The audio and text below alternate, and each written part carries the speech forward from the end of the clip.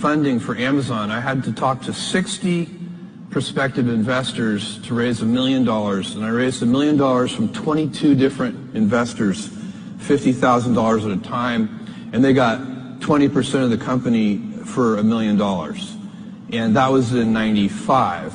But just 2 or 3 years later,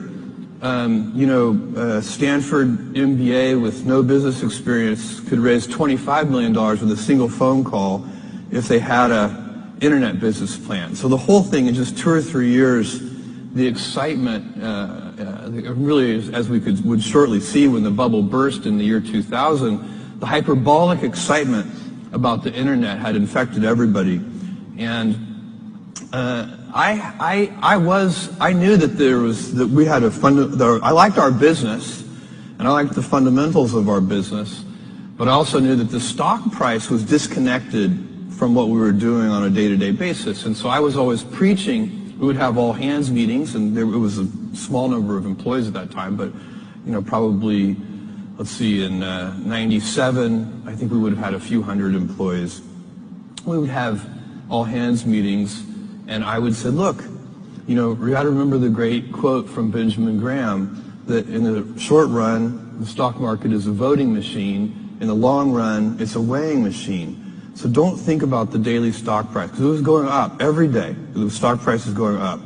And I didn't want, because all the employees had stock options, and I didn't want them counting their success that way. And so I would say, look, when the stock is up 30% in a month, don't feel 30% smarter, because when it's down 30% in a month, then you're going to have to feel 30% dumber, and it's not going to feel as good. Right. And it was good that I kind of laid that groundwork, because sure enough, in the year 2000, the whole thing came tumbling down. I think Amazon went stock back to about $6. Went down to $6, and that, I don't even know if that's on a split adjusted basis. I think that's probably, that was on a split adjusted basis, probably below $1. And did you ever doubt the business model at that point? No. So it's very interesting to me, because I had all the internal metrics on, how many customers we had and what was going on, and I could see people thought we were losing money because we were selling dollar bills for 90 cents, even though we were very clear that we were not. We had high fixed costs, but we had contribution margin, positive contribution margin. And I just knew that it was a fixed cost business, and as soon as we reached a sufficient scale, we would have a very good business. And so that understanding of the fixed nature of our expenses relative to physical world retail is what led us to have the get big fast strategy. We knew that it would be, that our economics would be very